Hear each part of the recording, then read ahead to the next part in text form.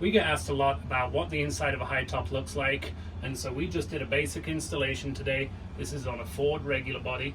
We did add skylight and some windows. Well, let's take a look at some of the details here. One thing you'll notice, and this is standard on all of our high tops, is a white Gelweb finish on the inside.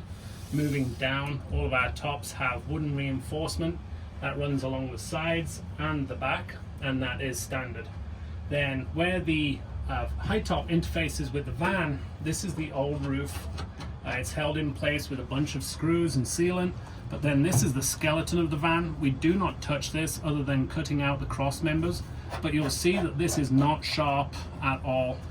This is a great place to mount bed panels and upper cabinets.